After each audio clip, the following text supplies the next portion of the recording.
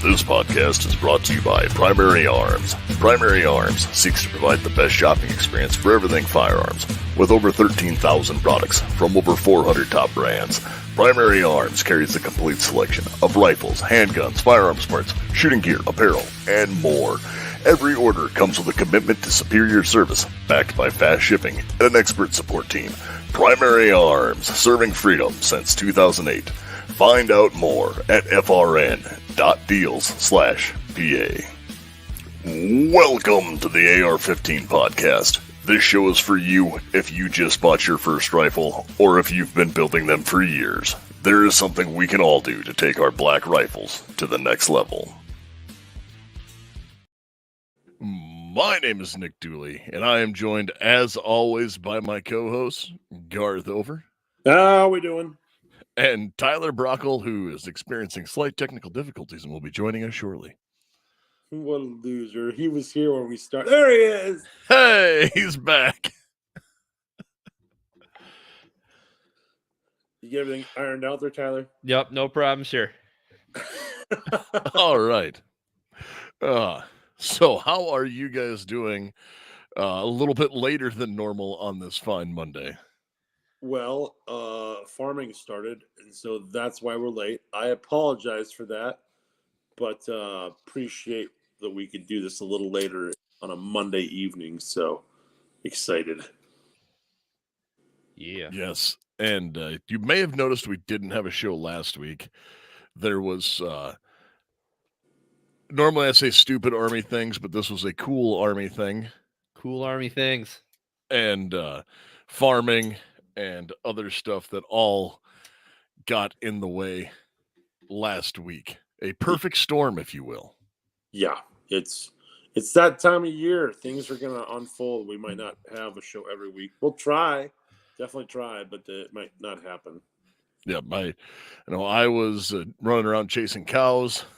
Garth was farming, and Tyler was doing something cool that we'll get to a little bit later on in the show.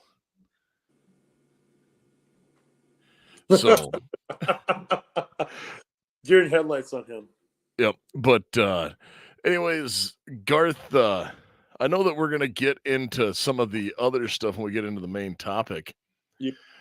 Did you do anything neat or pick anything up in the last 2 weeks? As far as picking it, no, I haven't done any picking things up yet. I have things on the list. I have not purchased my gun of the month yet for May. I have a few ideas of what I'm going to go with.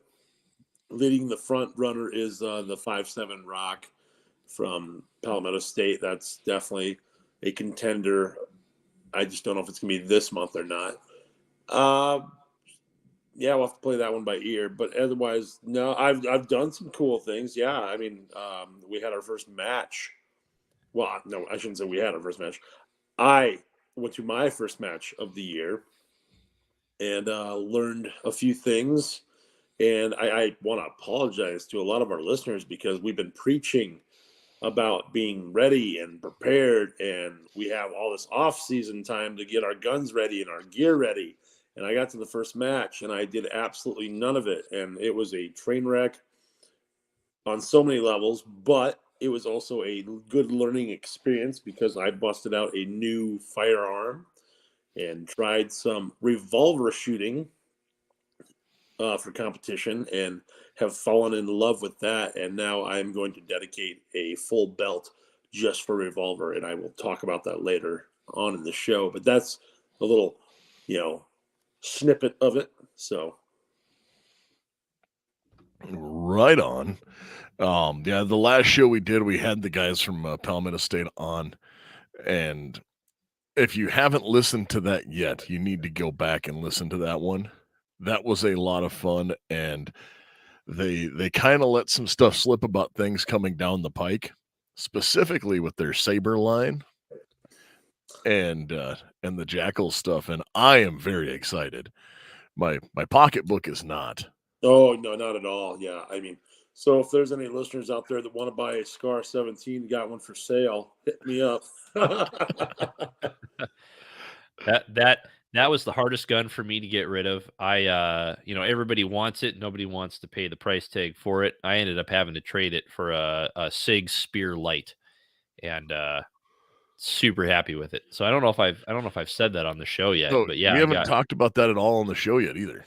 I know. Yeah. So I guess that's my big purchase was the Sig Spear Light. Huge fan of it. It's a lot lighter than the Sig MCX. Full ambidextrous controls, and just with like one of the reasons I like my MPX is Sig makes it so that those guns just break down really easy. You can take the handguard off really easy. You can take the piston system apart really easy. The bolt carrier group. It's been awesome. I haven't done much shooting with it, but this weekend it's going out. Nice. Oh yeah. No, that sounds like it will be a wonderful time to get out and do some shooting. Yeah, Are you and I going to did. take that the match? What's You that? have a match coming up this Saturday, don't you? Yeah, it's the first Trigger Interactive League at our local range, and then our first 3-gun is happening 2 weeks from now. So yeah, so I'm using the Trigger Interactive League. The first course of fire is pistol, so I'm just bringing my 320s, and I'm using that as my opportunity after that to just get all my stuff properly sighted in for the 3-gun match. Cool. And then Very cool indeed. I did get a couple of other things that I wanted to mention that I freaking loving. So I think we've talked about them on the show before, but mag pods. And for you who don't know what these are basically base pads that go onto your Magpul magazines. You pull off the stock base pads, you put these on, and they have little feet. And so it essentially, and I'm assuming Dooley's going to get them, but essentially, you can use your magazine as a monopod for your gun to help stable yourself in the prone position for long shots. Any mil-spec mag, I remember when I was first in the military, people would tell you that, oh, you can't be putting pressure on your magazine, but that is completely incorrect. Any mil-spec magazine should reliably feed if you are putting pressure on it by using it as a monopod. And so MagPod, as you can see on Dooley's screen, is essentially just allows the magazine to sit completely flat with the surface that you're on and really stabilize you for long shooting. And I didn't get them in time for the competition, so somebody else or the competition that I did last week, somebody else lent me theirs, and it's a game changer. I mean, it's a significant advantage. You're a little bit more stable than what you are without them. So those are completely awesome. I think you can get a pack of 3 of them for around $28. They're not that's pretty, almost $10 for one of those is pretty expensive, but you get a lot of use out of them. Yeah, $22 for a 3-pack. I'm looking at them right now because I'm probably going to own some. I love mine. Like, that's one of those, I don't know how I ever get along without them, the items. Oh, look at that. 2 left. Looks who I just bought $40 worth of them. Be careful, because they got to match the magazines you have. So the Gen 3 mag pods have to go with Gen 3 Magpul magazines. Gen 2 has to go with Gen 2 Magpul magazines, etc. Well, I got a handful over there, so yeah, that bit me in the ass right away. They didn't come out with the Gen 3s. I mean, Gen 3 Magpul mags have been out for a year or two, but the mag pods hadn't been released yet. Yeah. And so I bought some earlier in the year, and they were for Gen 2s, and I had Gen 3s. So, yeah. I just got some Gen 2s. Yeah. And then the I other thing I really do love mine. Yeah, they're totally worth it. Highly recommend. You plug your headphones into that? Yes, I did. I wasn't looking at the screen for 5 minutes, and that's too good. Oh, those are the Howard lights? Yes, they are. that you got on your helmet? Right on. Oh, yeah, I lived in that for a week. I'm okay. But yeah, then the one other thing that I picked up, so I was rocking Oakley flak jacket glasses when I was shooting, Mhm. and I was having, they hug your face really well. They're smaller lenses, and they have kind of a thick frame across the top. And so when I was in the prone position firing, the bridge of the sunglasses would sometimes block my view of my optic. And so I went out and I got Oakley tombstones, which Yes, yes. Do you they are. have some of those in your magic tote back there to show Uh, everybody? I do actually. They are in my shooting bag.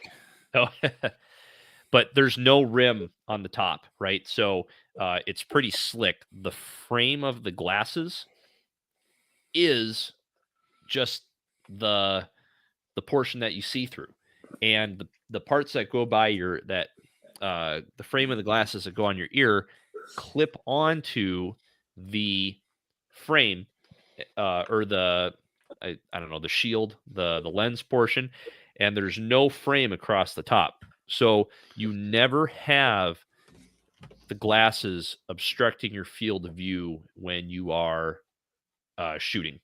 And Well, that's so cool. yeah, and these XLJs, or the flak jackets that I have, you could replace the lenses.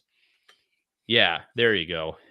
Dooley's got God, you should always podcast in those. Those look sick. Oh no, I'm gonna do you one better. Like, just give me a second, and I'll get in full mode here. Yeah, you got a mullet back there somewhere too. I'll do you one better. Wise Gamora. No, I'm sorry. But yeah, they come in. Oh, there we go. God, Oh, God. damn! Look at that shit. What a guy. So, Ops Core Maritime bump helmet, Howard Light Ear Pro that is plugged into the podcast mic with the big ass Oakley tombstones. Oh, he's bridging us in now. Yep, he's coming in. But anyway, yeah, those are two really good pieces of kit that I picked up in the last week. And yeah, huge fan. So just wanted to give them a shout out and make a recommendation anytime I find good kit. Cool. I like it. Yes, the tombstone glasses are rather amazing, and I am excited about the Ear Pro adapter that I found. Man, I can't take you serious in that. Would you get the rack link or what? What's the Well, what no, Ear Pro adapter? This is more so for the. I had sent you some links to it, and I showed it to a couple other friends of ours. But this is one of the like poor man's Peltor setups to completely run everything out. I am leaving out the boom mic because I do believe this has better audio than what the boom mic on my helmet would have. Sure. But yes, so my night vision of the pores setup is complete except for the last part that drops down, and well, that is pretty much complete. I just haven't got the stuff soldered together yet. Gotcha. Yeah, that's pretty slick. Yeah. So now that I look like a buffoon, I will. No. You don't look like a buffoon. You just look a little boogie. Between the tombstone glasses. Yeah, your if you had operator is fucked, man. Right now, I'd say you're ready for World War III. Yes, I look like I'm part of Meal Team 6. Yeah.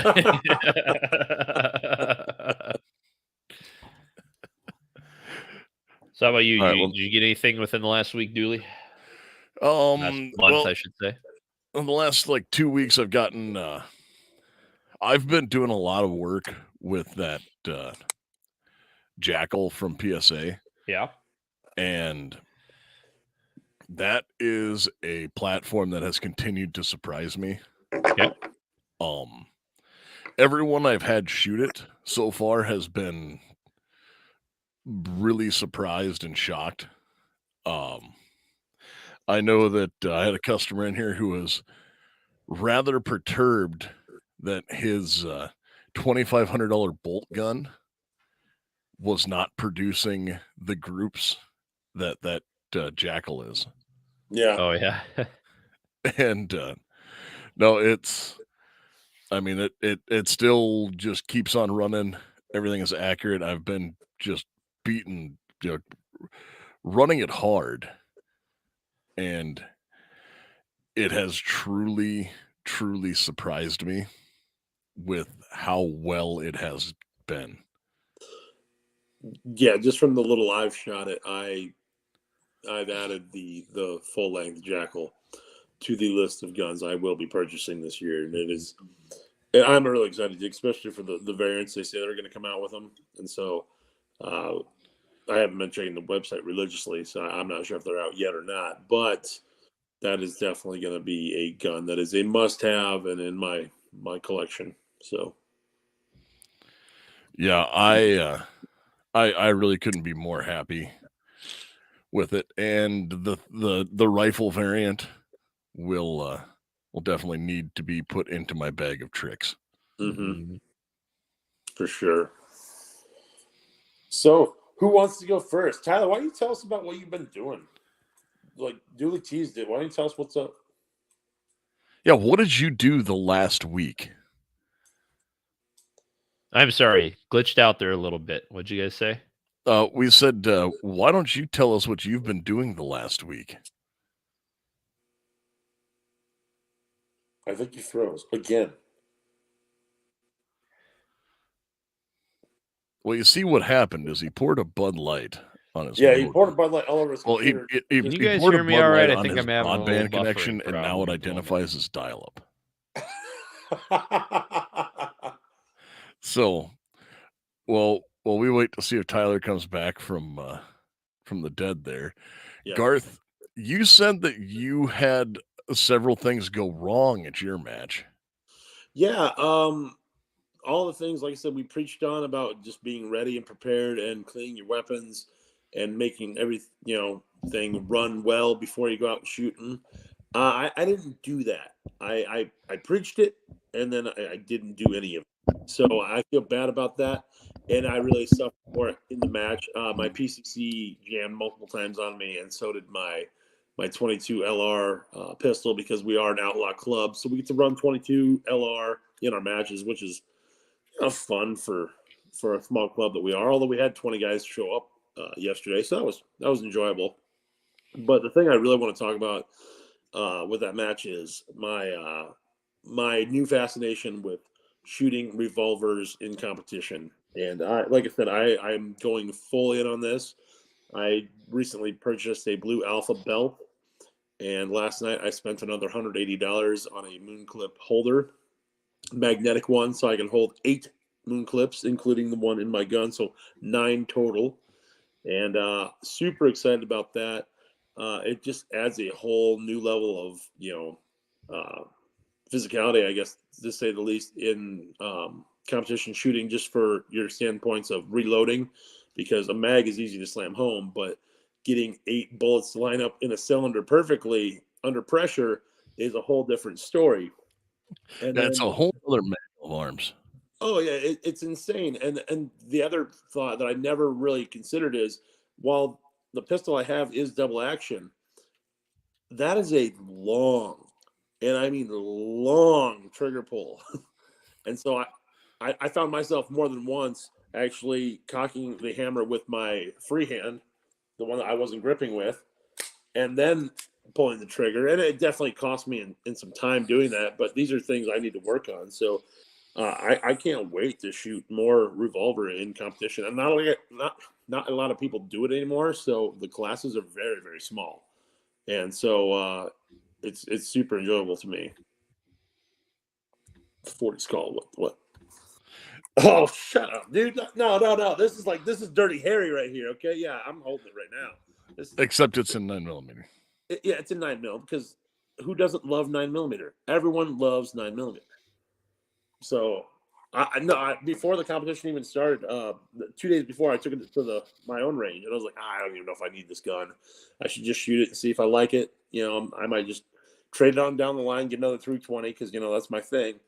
And I am so glad I didn't. And so now I'm going to put a sweet Cerakote job on this thing. Do a little red, white, and blue stars and stripes edition on this.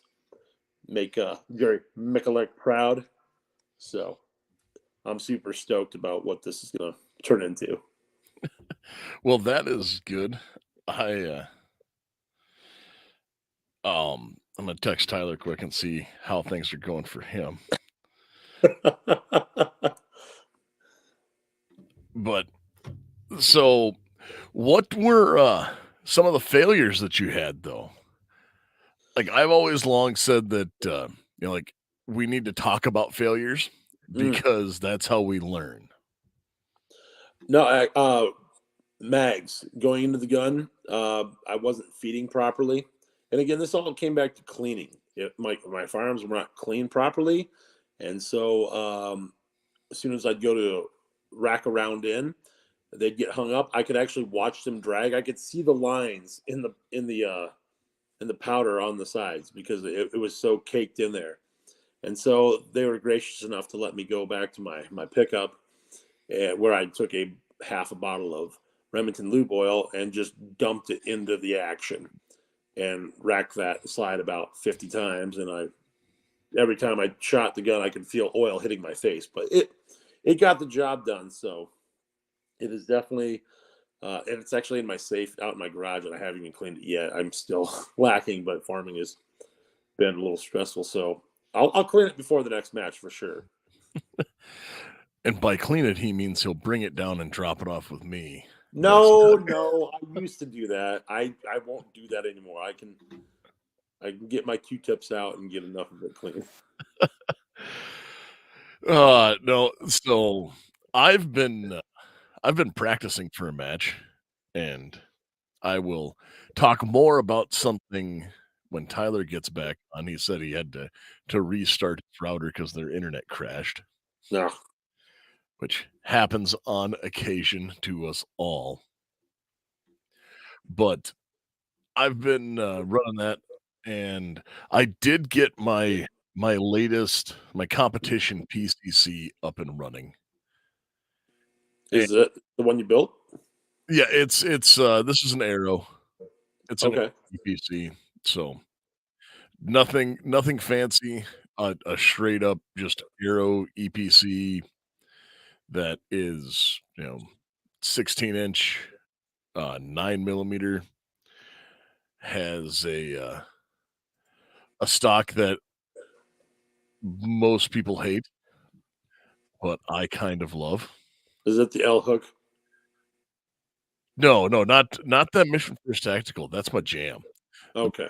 Tactical is my jam. Like, I love that stock. No, I'm actually running that Valiant Dynamic stock on it, and that's right. That's right. And on my PCC gun, I'm thoroughly enjoying that. But Tyler, what up? You are back. Sorry, interwebs connectivity issues. So I was I've been practicing for our state match for guards. Yep. And so I've been running a lot of M17 drills. And I've been doing a lot of that and a lot of dry fire and the like. And I know that the three of us all know one individual who may or may not listen, but I have to get a hold of him because I know that he has pointed out to all of us what he called a flaw in the 320. Okay. Where if you look at 320s when you go to dry fire and they don't have like a magazine or a round in the chamber, Yep. it will pull everything down, Sure will. and you see the slide move. Yep. Well, as I sat here and was just doing dry fire because I pulled one out, no mag, no nothing, just doing trigger pulls and sight picture, I went, this can't be like the thing when you're firing it, because I have shot holes touching repeatedly. Mm-hmm. And when you put a magazine in the handgun, Yeah. it stops doing that squat. Gotcha. Okay. So at first I was like, maybe just dropping that dummy cartridge in, like, nope, that's still. As soon as I dropped a mag in there, it had enough pressure, like it seated everything up. When the mag release was pushed in, Right. it corrected all of that and is solid as Gibraltar. Ha. And All right. No. that was just one of those. I was like, oh, that's why. And then after I got to thinking about it, I was like, well, that actually makes sense because of how the trigger bars and everything move through. Mm-hmm. Right. Like physics is a thing. And that would If add you say rigidity. so. Right on. I learned, and I know we talked this earlier. So I had originally bought a 320 M17, right? Thinking, hey, this is the M17. This is what the military uses. And I just learned last week that is not the case.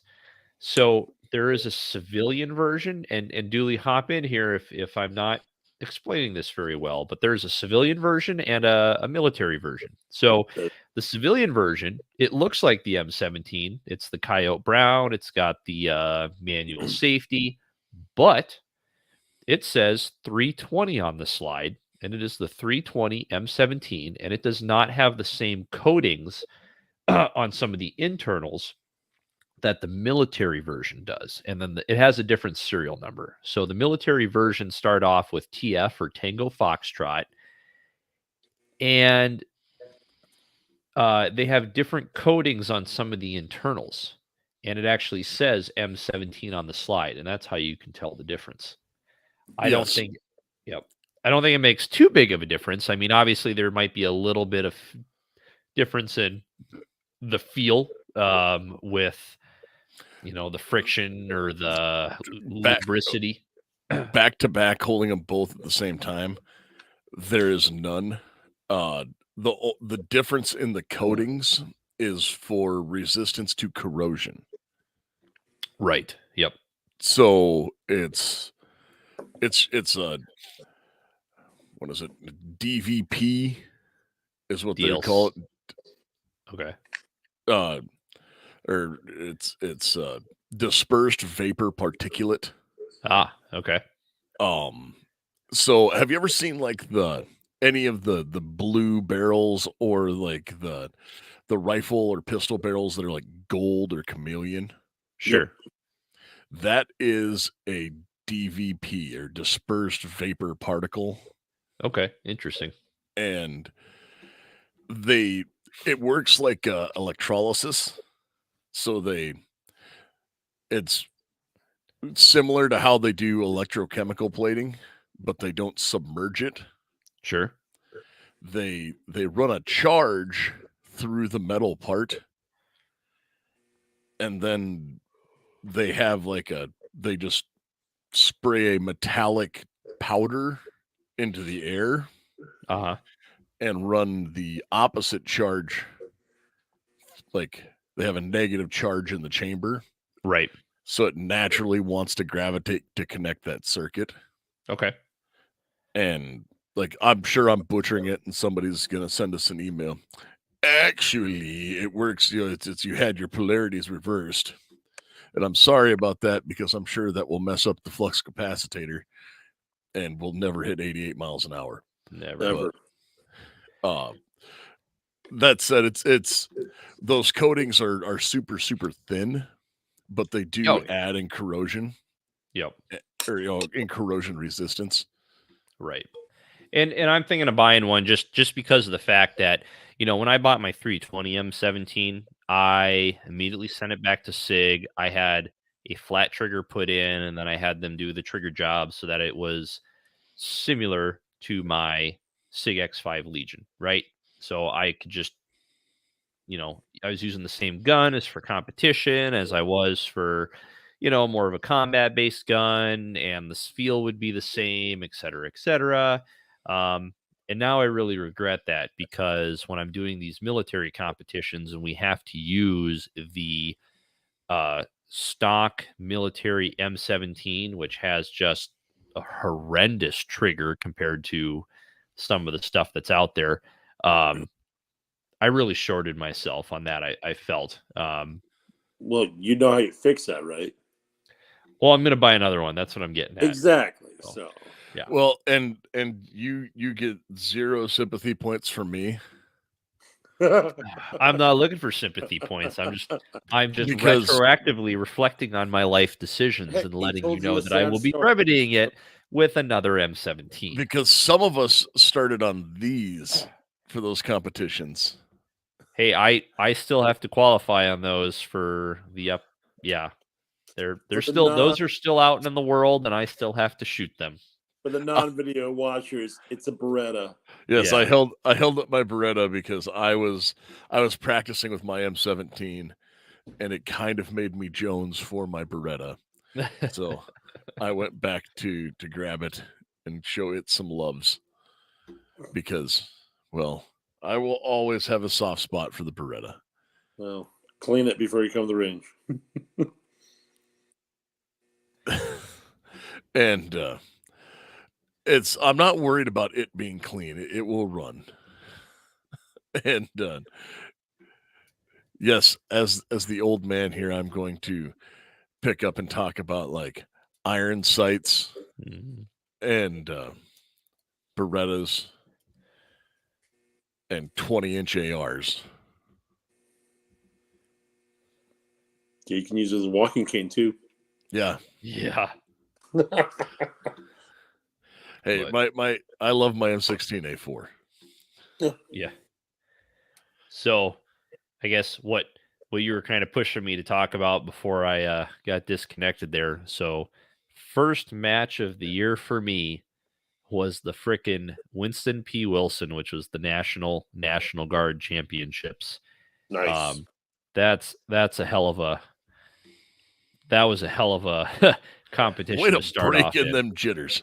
Yeah. I could have been okay with like a local 3-gun or something, but I start the shooting season off with the National freaking Championship, which I didn't do too bad for my first time. I was definitely in the I think the top 30th percentile.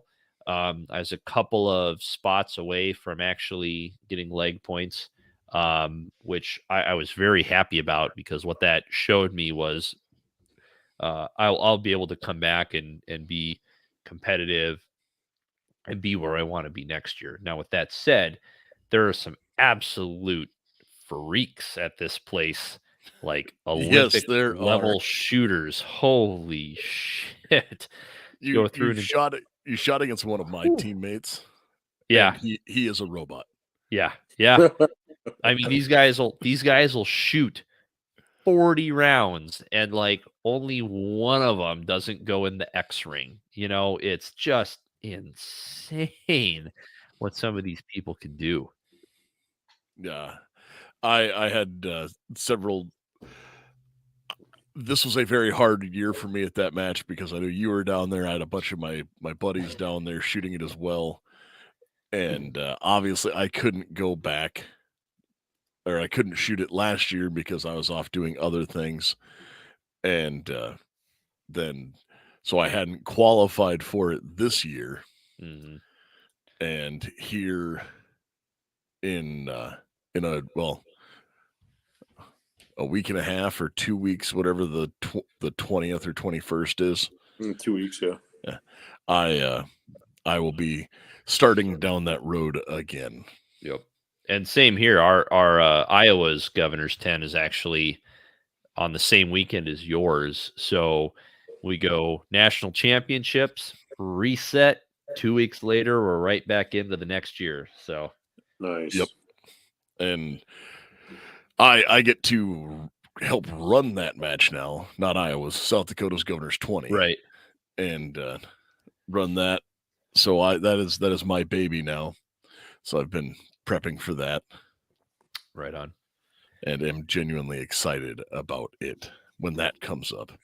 Yep. But so we heard a little bit about Garth. Garth, you didn't really talk about any of the stages or what you ran, other than your love of the wheel gun. Now, the stages were pretty cool. They mirrored a couple of the sectional shoots that are going to happen here in 2 weeks down in Canton, South Dakota.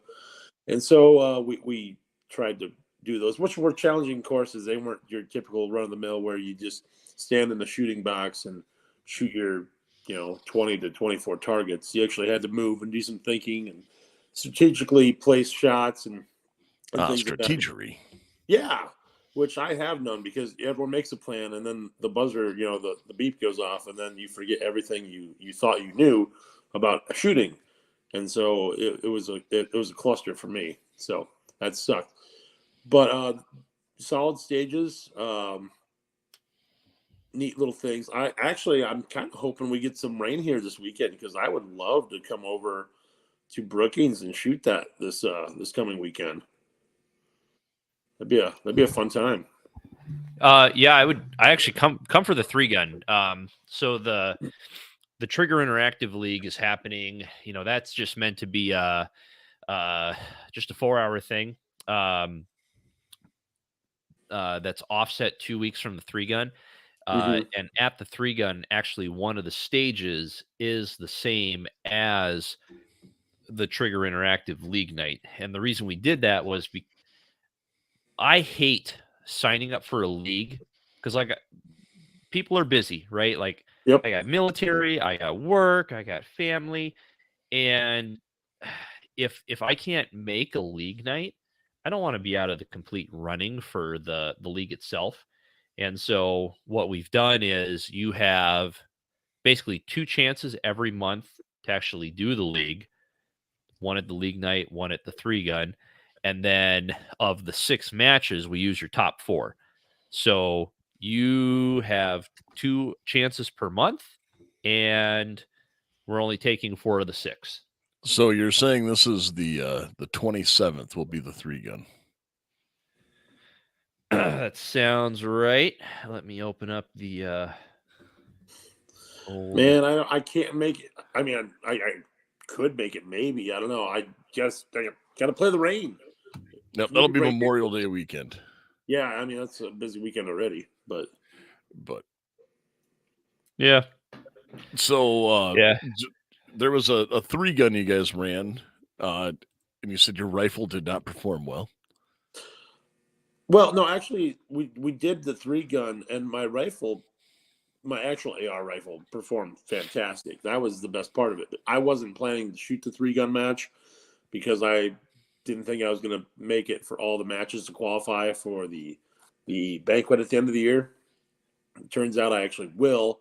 So I had to borrow a shotgun, and then stupidly, I let everyone sucker me into using my revolver as the my handgun, and I only had to hit 2 targets, but I left myself 4-inch steel targets, because all you had to do was engage 6 steel with a shotgun.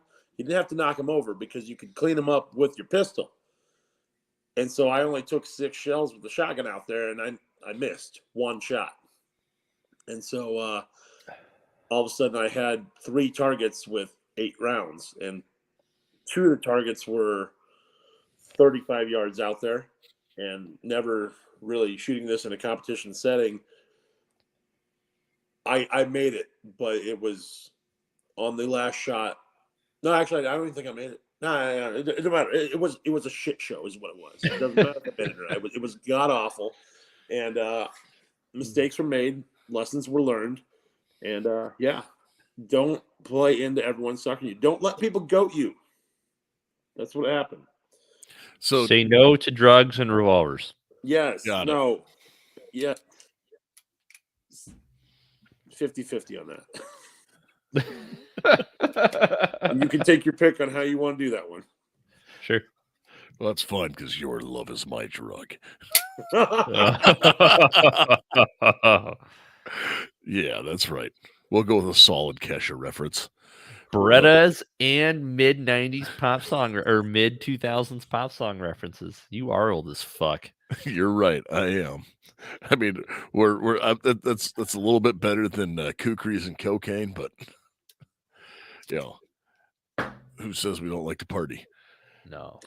So tell me about what your favorite matches were, parts of the match of the Winston, Tyler. I know that I've gone and shot it a couple or 3-4 times, and there are a handful of matches that I've thoroughly enjoyed. One of them is always the movers match. Yep. And that one wasn't too terrible. The movers were going quite slow. 2 to 3 miles an hour. So for anybody who isn't familiar with it, the mover is just a silhouette sized target. Somebody is down in the firing pits and they're just walking with it on a stick. And they walked pretty slow. So that one was all right. Definitely if it was moving faster, it would be a different story. No one throws a juke in. No, yeah, no juking. No juking. Yeah, we won that one year, and like they kind of had to redo the rules on the movers match because of what we did. Which was what again? I know you've told me this story. So maybe we didn't understand, like they did shooter ready. Do you understand the course of fire? And we had a guy go, yeah, totally. Shoot the first target that comes out. Everybody just shoot that one. And all four guys, just this poor guy carrying that, like took like 4 steps, was whack, whack, whack, whack, whack, whack, whack. And just everyone kept slamming into this so he couldn't move. And it scored really, really well. We just didn't really engage anything else. Right. No, I'm pretty particular. I like the reflexive fire course and the pistol CQB. They're both the same. Essentially, they're very similar courses, but one's done with a rifle, one's done with a pistol. And essentially, this is the 2 in the chest, 1 in the head type thing. So there's a scoring ring on. There's 4 targets. There's a scoring ring on each target. 2, 3, 4, 5. But you get, I believe it's 3 seconds dually. You have to draw your pistol or go from the low ready with your rifle. Put 2 rounds in the chest and then 1 in the head in under 3 seconds. But if you don't hit the head, you lose all of your points on that target. So, yeah. So yeah, it's well, yeah, because it's, what is it? 5 exposures. 4 exposures. So 4 yep, 3-second exposures. 3 seconds. And the headshots are all worth 5. And I want to say the body shots are as well. Well, yeah. So there's a scoring ring on the body. Yep. So, and if you miss the head, you get none of it. None of it. So every target is worth 15 points. Yeah, and that's a big deal. It's very easy to have one target just completely screw your whole match. Yep. And I actually felt bad for one of the guys on my team. Like I'll tell you, he is a way better shooter than me. But he had an ACOG with an RMR on it. His RMR came loose during that particular course of fire, and he missed. And and that's what sucks, right? Because I don't want to necessarily say it's it's not like it's not really his fault, right? Because shit just happens sometimes, right? And that's happened to a lot of people out there. They'll get a malfunction, something will go wrong outside of their power, and it's just the name of the game sometimes. That's one of those things where that match goes back and it is a combat match. Like that is set up to be run like a like combat. It's combat drills. and that is what the scenarios are driven to, and that is a combat thing. What happened? Yep. Shit, my sight doesn't work. Yep. And like that, it sucks, but it happens. You did get to shoot one match down there that I have never done before. Service rifle. No, we'll talk about that another day. Okay. No, the night vision match. Oh yeah. That was new So- for this year. Yep. That I know that we sent guys down and they totally weren't zeroing their pecs out of, like anywhere they weren't supposed to be. And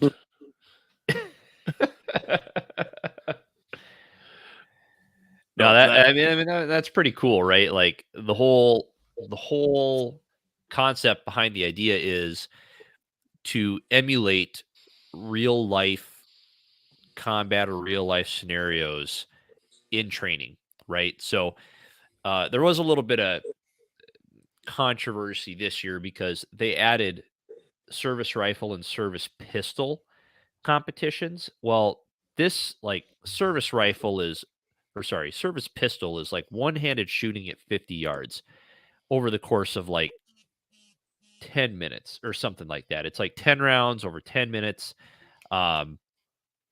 It's not exactly combat focused, right? So some people are questioning, well, why is it in there? But then again, on the other side, people are like, well, it's teaching the very basics of marksmanship fundamentals. But on the flip side of that, you had courses of fire like the night vision, where they're trying to put in more real life situation type stuff into the matches. And I think that is really cool. Like, don't get me wrong.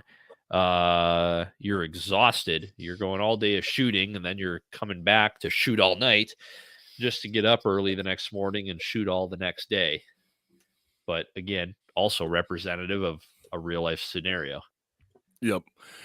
And I know that the night vision match, I hear people talk about, and it's, they'll talk about like the new hotness is how high can you make a riser? It's like, oh, so I can look through it with night vision.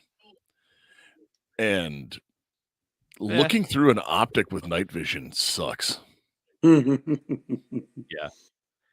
I mean, we were only at 25 yards, so we're shooting off the hip, right? Like we're just locking that gun up, trapping it in our elbow, just trying to get as much point of contact as stable as possible, and just letting her rip. We're not using the optic, especially me. I was using an L-can, which has, not good eye relief, so it's not like I'm able to really look through an L-can anyway with nods.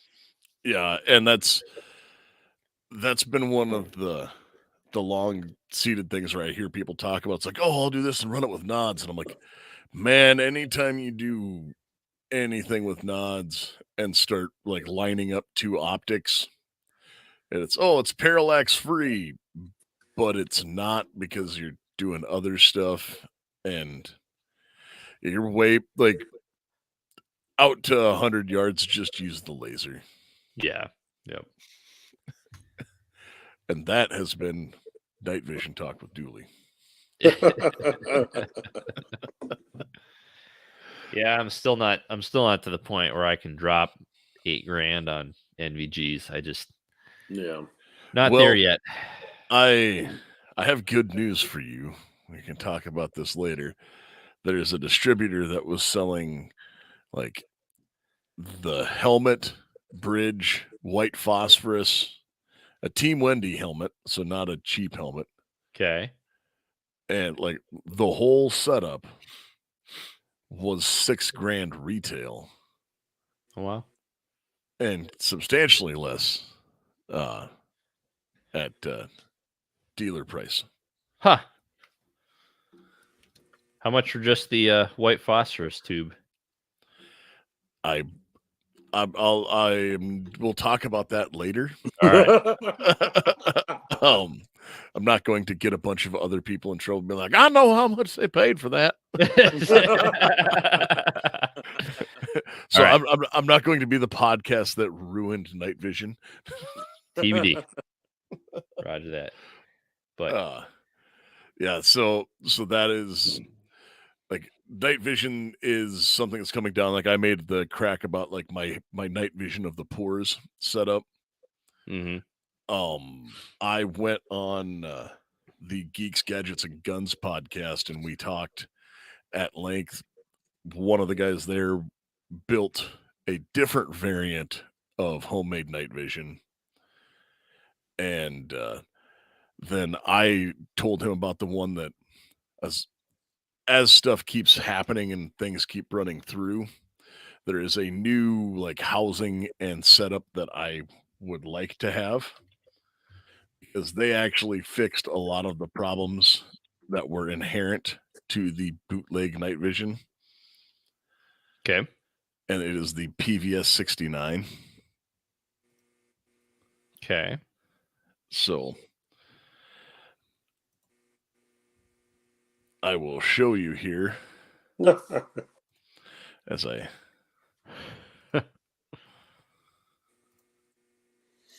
Yeah, you guys lost me at night vision. Cool idea, cool concept. I'm not gonna fork over the money.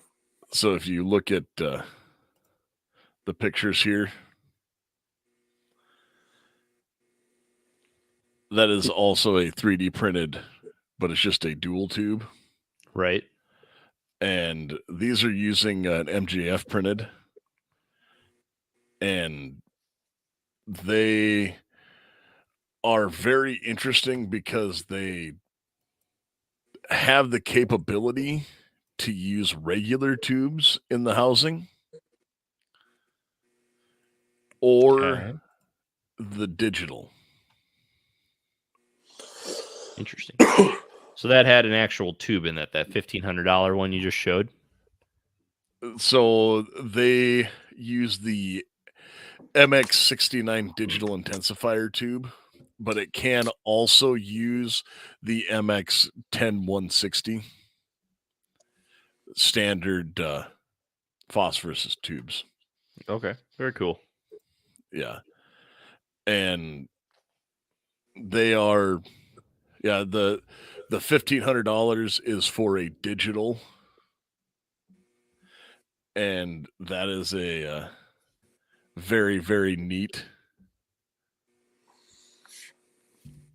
And it's one where that is for two eyes, that is very much so a place to start getting into playing with night vision. Right. Instead of just one. Right. As Garth goes, yeah, whatever, you lost me again. Yeah, I don't care. I'll just say it. I'm sorry. There's some things I care about. There's some things I don't. Night vision is cool. I have too many friends with Pulsar thermals. So I'm like, whatever. If I want to see in the dark, I'll go hang out with them. Yeah. Yeah, Fair and it's funny because like I've played with thermals so much that I'm like, all right, yep, thermal, neat. Moving on. Yeah. But there's not a lot I can do about that. So I'm coming back to the night vision stuff for me just because I think it's neat. Oh, and Seth here wants us to talk about Mark 12s in the future. And yes, there are a lot of cloners building things. And that is something we can touch on again later. But no, that I wanted to touch on Tyler doing the night vision match just because that is something that not a lot of people get to do. And shooting it with the laser really shows the only time lasers are cool. Yeah. Yeah, I'll agree with that because, I mean, I'm sure everyone had the NC Star laser when they first like got into shooting on the gun. That like, oh, this is cool. I'm gonna use that. No, most people, okay, not you, not Mr. Gun, not Mr. I know everything about guns. That guy, screw you. No, it was I couldn't justify it because the only thing that I could have put it on, like I had no guns with rails for a long time, Yeah. and then I got something with a rail, and it was a handgun, and I went, "Ooh, I should get a laser for this." And then that was before good holsters were commonly found. Yeah. So you would have had to, like try and find something in the grip. But the problem with finding it as the grip is then I couldn't have put on my VZ grips, especially the AR grips, because AR grips are machined from a solid block of G10. And G10 is great because it's durable and doesn't get slippery when it's covered with mud, blood, or sweat. The 17-degree grip angle and wide variety of textures from mild to extreme, and other color options are available. 1911 grips, extreme customizability with standard slim palm swells, thumb notches, safety cuts, bottom profiles, and more. More than 25 textures and 27 colors are available, and they even have grips for my beloved Berettas. And the coupon code good for 15% off all handgun and rifle grips. And that code is AR-15 podcast. Garth, I even think they make revolver grips for you. They do actually. Looking at them, but I don't want to beat my hand up more than it already is. Okay, I farm for a living. This grip on here is really. Oh yeah, that's where you're going with that. Okay. Yeah. Oh, you missed it, dude. I was talking about my 99 earlier. So. Yeah, great gun. Love this gun. Yep. Actually, you know what? I gotta say it now. After months and months and months of hearing you guys talk about backpacks and stuff, I finally got into the trend of backpacks, and I have my first concealed carry backpack, and I freaking love it. It's awesome. I went with the Vertex Ready Pack 2.0. It's such a sweet pack. It's going to go in my slingshot. It's going to have all my med gear, as well as a Kel-Tec Sub 2000. And a lot of people just heard that and went, that is the stupidest gun you can put in a pack. But it breaks down so I can fit it in there. So I really enjoy it. But it's a solid pack. And my favorite thing about it is you can put a plate in it. And I've never thought about that until I've been texting Julie the last day and a half about it and still haven't found the right plate. But I think I finally found the place to look. And that place would be Predator Armor. Because do you want to keep you and your loved ones safe in these uncertain times? Are you looking for a full kit setup or upgrade what you already have? Then you need to look at Predator Armor. Quality armor made right here in America. Not some cheap junk from across the Pacific. From lightweight, flexible backpack armor to full plate carriers with plates, IFAKs, sag bags, and more. Predator Armor has it all. Use coupon code AR15-10 for 10% off. And I've been looking, and honestly, they have some solid deals. Like I think their soft armor is like $110 right now. It's a sweet deal. So I'm gonna order like 3 of them because I don't do things in one. I know, Tyler, you have one of those setups, don't you? Yeah, I do. I do have their backpack armor and a small backpack which conceals one of my MP5s, and I really like it. Really like it. No, I'm a fan. Like I don't have my slingshot right now because it's in the shop getting some speakers put in it. And the only reason I want it back right now is not to drive it because I don't have time to drive it. I just want to put my pack in there and look at it and see how cool it looks. Because I'm a nerd. Yeah. Yeah. No, those Vertex bags are great. They had a bag come out that I was actually contemplating and then ended up going another way. But like they have a vehicle scabbard to go on the back seat of like a pickup.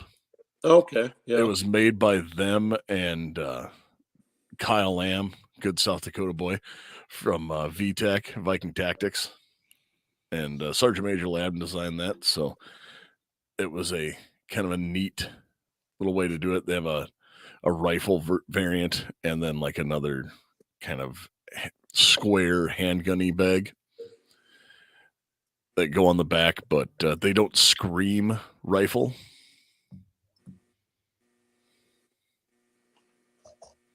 Sorry, I'm getting a text message from someone in the group. Anyways, as we go on here and these two keep reading, we'll keep pushing through. And those bags are awesome. I have a bag problem, and I think my wife would probably try and shoot me if I ordered another one right now. You have a lot of bags. Yeah. Which is sad because my favorite bag manufacturer just came out with a new one that would be great for your cause that you had. It's just I hadn't seen it yet, and that's Eberly stock. Don't tell me that because I just ordered another Vertex bag. No, it's I love Eberly stock bags, Mm-hmm. and Actually, got one sitting right there. Well, I've got my little laptop everyday bag over there, and it is great to be back and have my proper full size Eberly stock rucksack, because when I go on Ruck March Mondays, there is a mystery tool that could be helpful later. Yeah, how was that? Did you go to the island today? Where'd you go? Yeah, today we did. Today we took the dogs out on the island for a little while. Nice. And thoroughly enjoy that. You know, I've lived in the area. I've lived here my whole life, I should say. I've never been to the island. Yep. And we found one of their Sasquatch trails. Yeah, I saw that. Hey, you found out you get like a free sticker and some other stuff, and the more of them you go on, the more free stuff you get. Really? Huh. Yeah. Let's check those out. Yep. But you guys got anything else to add tonight for first match of the year stuff? No, I'm good. I'm tired of getting picked on by our listeners.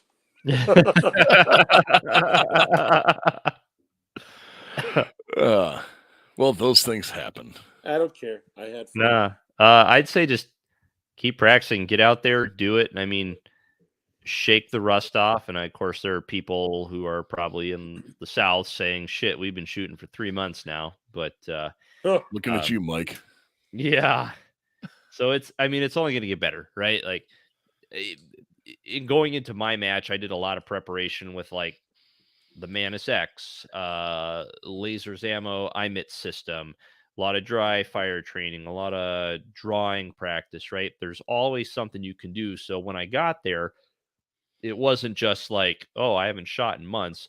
I've at least been doing what I can given the weather. And of course, yeah, I went and shot in indoor ranges as well, but our indoor range does not let us do things like draw from the holster and really move around. And yeah, they're very, very restrictive, unfortunately. But and I get it, right? Safety first. But there's a lot of stuff that you can do to prep. And now that we're in the shooting season, just keep refining and keep training. Yeah, it's definitely one of those things where we talk about it a lot with hey man, just like get out and shoot. That's the main thing to do. Get out. Competition can be quality training. Anyone who looks at you in the eye and tells you competition will get you killed in the streets doesn't know what they're talking about. Because anytime you're practicing with a firearm, it's making you better.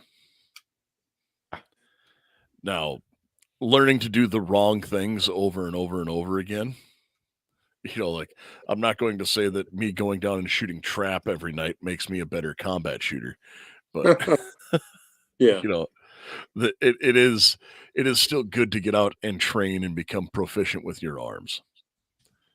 So, you two got anything else to add for this week? No, dude. Just good chatting. And sorry, we're the podcast, but I like talking about other guns too. And I'm good. I got her out. All right. Well, you folks out there, stay safe and stay armed.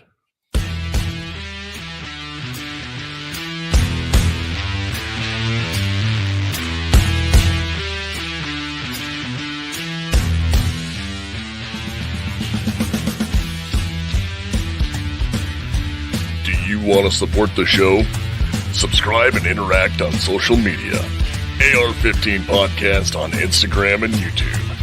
AR-15 Podcast on Facebook.